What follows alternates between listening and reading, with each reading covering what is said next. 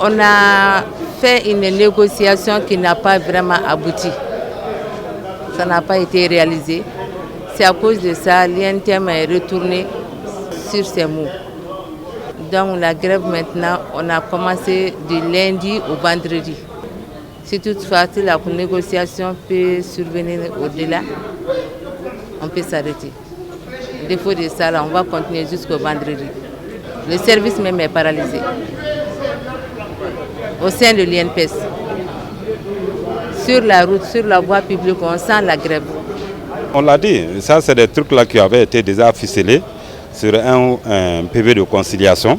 Il n'y avait plus matière à discuter, il n'y avait plus matière à négocier. Il s'agissait tout simplement de la mise en œuvre de ce qui avait été déjà conclu entre nous. Malheureusement, voilà, je ne sais pas si c'est de la mauvaise volonté ou bien je ne sais pas quoi, mais nous, syndicats, nous pensons que une fois qu'un PV de conciliation est signé, il s'agit tout simplement de se manifester.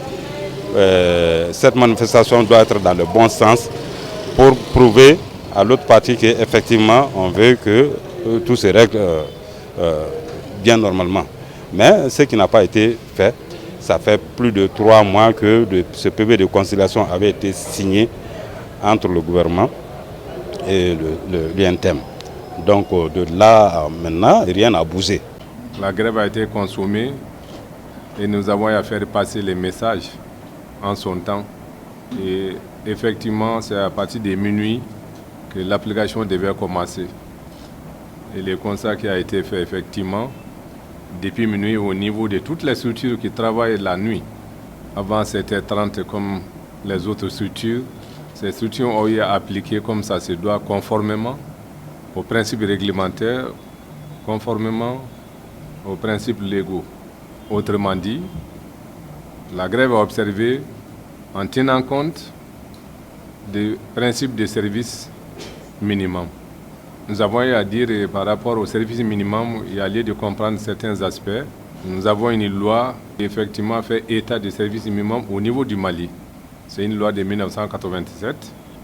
À la date d'aujourd'hui, il y avait certains services qui n'étaient pas créés. Il y a certaines branches d'activité qui n'existaient pas. Mais ce qu'il faut retenir au plan conventionnel, le service minimum concerne la branche de la santé, les télécommunications, les transports. Voilà essentiellement ce qu'on peut résumer, et la sécurité. Dans les autres cas, ce service minimum peut être observé suite à des rencontres entre les partenaires et les employeurs.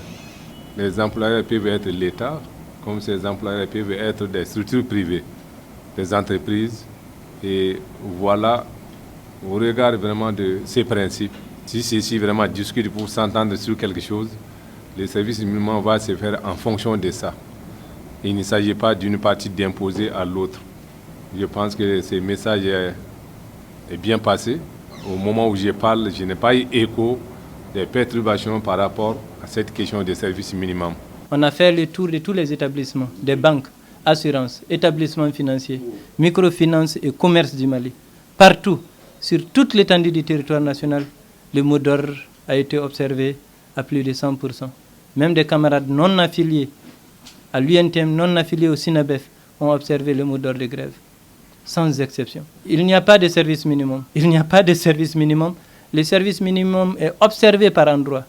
La santé, au nom de Covid-19, dans les urgences, dans les banques, on a pris soin de remplir tous les guichets automatiques, sans exception.